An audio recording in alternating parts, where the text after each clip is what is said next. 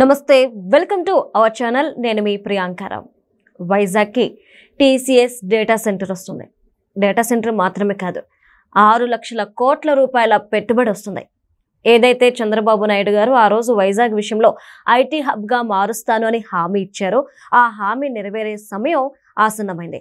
మరి ఈ సందర్భంగా ఇలాంటి కంపెనీస్ అలానే ఇంత పెట్టుబడి వైజాగ్కి రావడం వల్ల వైజాగ్లో ఎలాంటి మార్పులు రాబోతున్నాయి, అలానే అక్కడున్న అంటే రాష్ట్ర వ్యాప్తంగా ఉన్న యువతకి ఎంత మేర లాభం చేకూరనుంది అనే విషయాలు ఈ వీడియోలో తెలుసుకుందాం. మరి దీనికి సంబంధించి మనతో మాట్లాడడానికి ప్రముఖ పొలిటికల్ అనలిస్ట్ అంకంరావు గారు ఉన్నారు. ఆయనతో మాట్లాడదాం.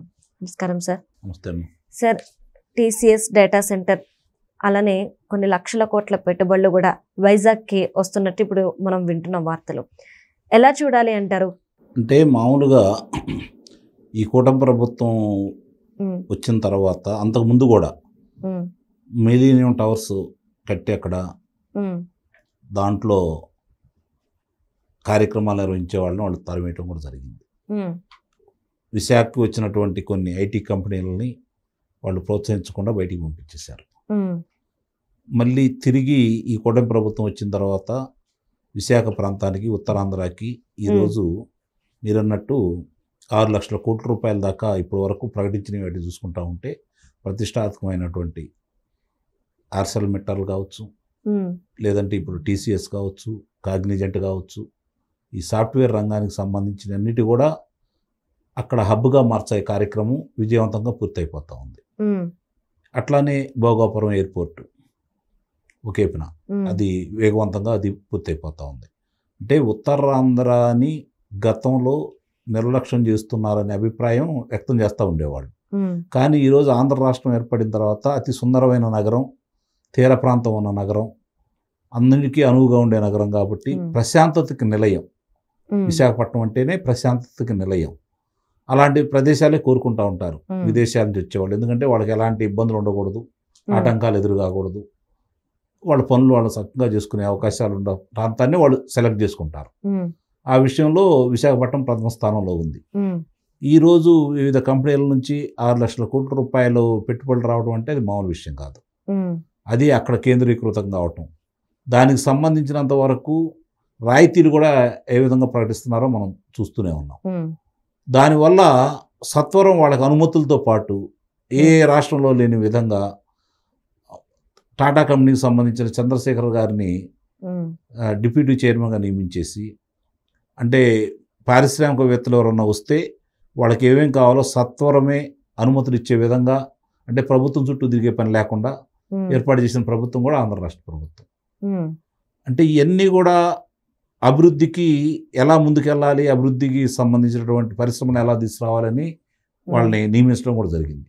దాంట్లో భాగంగా ఆంధ్ర రాష్ట్రంలో భౌగోళికంగా అంటే ఏ ఏ ప్రాంతాల్లో ఏ ఏ పరిశ్రమలు పెడితే ఉపయోగం ఉంటుంది వాటికి, ప్లస్ రాష్ట్రానికి కూడా ఉపయోగం ఉంటుంది, భౌగోళికంగా ఏ అనువైన ప్రదేశాలని చెప్పని ముందుగా వీళ్ళు సెలెక్ట్ చేసుకున్నారు. ఎవరైనా వచ్చి పెడతామని వచ్చారనుకోండి, వాళ్ళకి సంబంధించింది సాఫ్ట్వేర్ అయితే వైజాగ్, ఎలక్ట్రికల్ అయితే విశాఖ, తిరుపతి, ఇట్లా వివిధ ప్రాంతాలకు సంబంధించి అట్లా డివైడ్ చేసేస్తున్నారు అనమాట. అంటే వాళ్ళు అక్కడికి వెళ్ళి పెట్టుకుంటే వాళ్ళకి ఇబ్బంది ఉండదు, వాళ్ళకి కావాల్సిన సదుపాయాలన్నీ అక్కడ ఉంటాయి, ఆ ప్రాంతం వాళ్ళకి అనువుగా కూడా ఉంటుంది. అలాగే విద్యా వ్యవస్థలు వచ్చేదానికి ఇప్పుడు అమరావతిలో, తర్వాత నిదానంగా ఒక్కొక్కటి రావచ్చు. ప్రస్తుతానికి అక్కడ ఒక నవనగరాల్లో విద్యానగరం కూడా ఒకటి ఉంది కదా, అట్లా ముందుకు తీసుకెళ్తా ఉన్నారు అనమాట. ఈ క్రమంలో చూసుకుంటా ఉంటే మన శ్రీ సిటీలో కావచ్చు, తిరుపతి కావచ్చు, కియా పరిశ్రమ వచ్చినటువంటి అనంతపురం కావచ్చు, భవిష్యత్తు ఇంకా రాబోయే వాటికి సంబంధించి అన్నీ కావచ్చు. ఎందుకంటే ఆ భూమి వాళ్ళకి కావాల్సిన కొన్ని పరిశ్రమలు పెట్టాలి అంటే వాళ్ళకి భూమి ఎక్కువగా కావాలి. అవి రాయలసీమ ప్రాంతంలో ఈరోజు ఇబ్బంది లేని పరిస్థితిలో ఉన్నారు. అక్కడ ఎందుకు వస్తాయి? భూమి ఒక్కటే ఉంది అక్కడ, వాళ్ళకి నీరు కావాలి, రహదారులు కావాలి, విద్యుత్తు కావాలి, ఈ దాంతోపాటు భూమి కావాలి.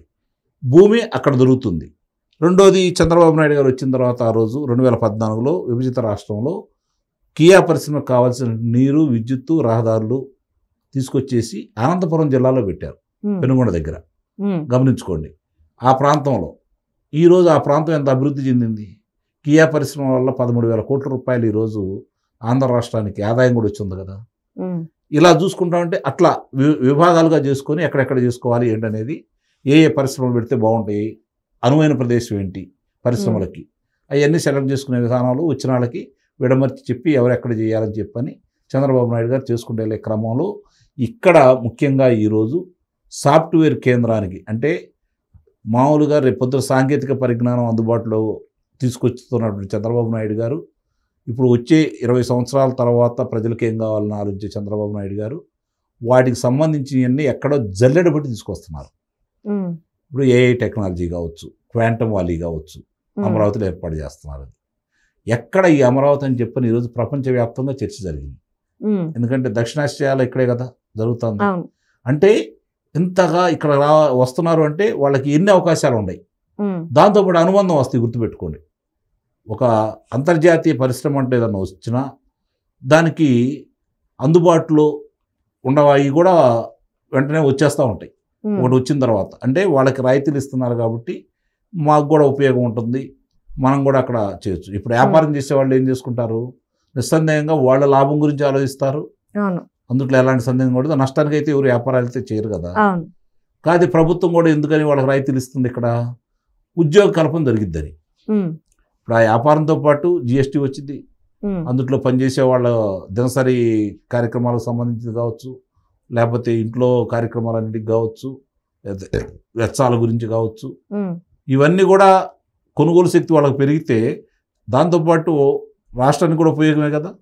జిఎస్టీ ద్వారా కావచ్చు, లేకపోతే ఈ కొనుగోలు శక్తి మీద వచ్చే పన్నుల రూపేణా కావచ్చు, రాష్ట్రానికి కూడా ఎలా ఉపయోగం జరిగిద్దో ఇది కూడా అట్లానే ప్రతిదీ కూడా రాష్ట్రానికి ఉపయోగపడే విధంగా ఆయన ముందుకెళ్తా ఉన్నాడు. అంటే సార్ ఇప్పుడు మనం గతంలో చూసుకున్నాము, జగన్మోహన్ రెడ్డి గారు రాష్ట్రానికి ఏమైనా పెట్టుబడులు వచ్చినా, పెద్ద సంస్థలు వస్తున్నా కానీ వాళ్ళకి రావద్దు అని లెటర్లు రాయడం, లేదంటే వాళ్ళకి ఇస్తున్న భూముల మీద కేసులు పెట్టడం, ఈ విధంగా బెదిరింపులకు దిగడం అనేది మనం చూస్తూనే ఉన్నాం. మరి అభివృద్ధి జరగనిస్తాడంటారా? ఇప్పుడు టీసీఎస్ఏ కావచ్చు, తర్వాత ఇంకా చిన్న చిత్క కంపెనీస్ కూడా ఇప్పుడు వైజాగ్కి వచ్చేసినాయి. ఐటీ హబ్గా ఎదగాలి అనుకుంటుంది ఇప్పుడు వైజాగ్, కానీ దానికి జగన్మోహన్ రెడ్డి ఎందుకు అడ్డుపడుతున్నాడు? జగన్మోహన్ రెడ్డి రాకుండా చేయాలని ప్రయత్నాలు చేస్తున్నా కూడా మళ్ళీ జగన్మోహన్ రెడ్డి అధికారంలో రావడానికి నమ్మకం వచ్చిన తర్వాతే ఈరోజు వాళ్ళు క్యూ కడుతున్నారని మీరు గమనించుకోవాలి. అంటే ఆ రోజు హామీ ఇమ్మని చెప్పేసి అడిగారు కదా, మళ్ళీ ఆయన వస్తే కనుక మా పరిస్థితి ఏంటి అని మరి ఎందుకు వస్తున్నారు? వాళ్ళు ఏమైతే వస్తున్నారు? ప్రభుత్వం తరపు నుంచి ఏ హామీ లభించి ఉంటుందో వాళ్ళకి, ప్రజల తరపు నుంచి లభించింది ముందు. అంటే నాయకుల దగ్గర నుండి కాదు, మేము మళ్ళీ తీసుకురాం జగన్ అనే నమ్మకం ప్రజలు ఇచ్చారు వాళ్ళకి, అందుకని వాళ్ళు వచ్చారు. అంటే రాష్ట్ర ప్రజల్లో మార్పు వచ్చింది అంటారా? తన బిడ్డలు రాష్ట్ర భవిష్యత్తే ముఖ్యం, అది కావాలంటే ఇటు కూటమే ఉండాలి అని చెప్పేసి మార్పు వచ్చింది అనుకోవచ్చా, లేదంటే ఇంకా మారాలా జనాలు? నిస్సందేహంగా వచ్చింది. వీళ్ళు ఇంకో కొన్ని కార్యక్రమాలు కనుక సవ్యంగా చేయగలిగితే ప్రజలు సంపూర్ణమైనటువంటి వాళ్ళు అనుకున్నట్టు వైఎస్ఆర్సీపీ ప్రభుత్వం గతంలో చేసిన తప్పులన్నింటినీ కూడా ఈ ప్రభుత్వం కనుక ఎండగట్టి వాళ్ళకి శిక్షలు వేయించగలిగితే ప్రజలు సంపూర్ణంగా వైఎస్ఆర్సీపీ పార్టీని ఇక మళ్ళీ రాజకీయ యవనికలో లేకుండా చేస్తారని మాత్రం నేను నిస్సందేహంగా చెప్పగలను. అందులో ఎలాంటి సందేహం కూడా ఏం లేదు.